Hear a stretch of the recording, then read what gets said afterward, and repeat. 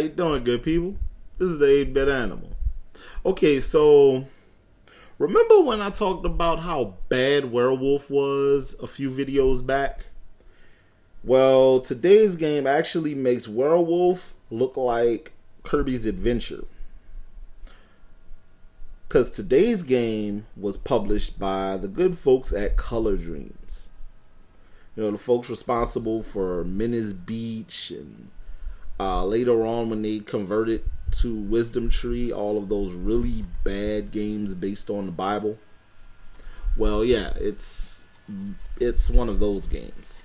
And for all intents and purposes, it should not have been released on the NES because it's such a terrible video game. It's from 1988 or 89. No, it's actually from 1989. I'm sorry. And it's a port of a very early, very rudimentary IBM PC side-scrolling platformer. Yeah, and the comments made by the creator of the cart in the instruction manual. Yeah. Today's game is, I don't know if y'all can see it because it's all dark and stuff, but today's game is Captain Comic. Now, Captain Comic, there's really no really deep intrinsic story behind Captain Comic. It's this guy has to find these three treasures that were stolen from one planet by an army on another planet, stuff like that. It's just, but there's really no army in the game. There's like birds and snakes and these weird little robot things and rocks and stuff like that are out to kill you. There are no actual soldiers of any type. But it's a really rudimentary, you could tell it was just somebody's attempt at making a game, and for some reason it got picked up by the cash grab masters at Color Dreams, who never made a good game. It's just bad that their game that they published so much tripe. But hey, what you gonna do, huh? But yeah, back to that comment in the instruction manual. The guy who created this game, Michael Denario or something like that.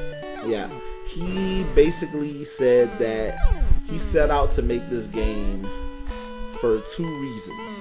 One, to see if a game like this could run on an IBM PC, because remember, like I said, this was an IBM PC port. And two, if he could make money doing so. It wasn't about making a good game for this guy. It was just, can it be done and can I get money from it? So stuff like that is what's wrong with the video game industry now. It's the reason why there was a crash in 1983. It's the reason why we may or may not be on the precipice of a crash now. But this game represents a lot of what's wrong with the video game industry.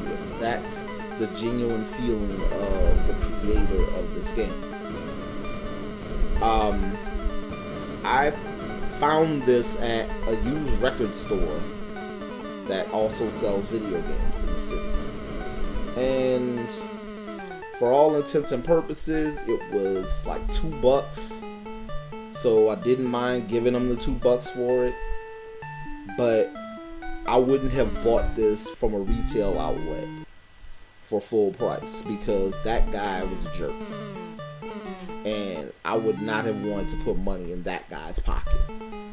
And besides, like I said, it's a terrible game.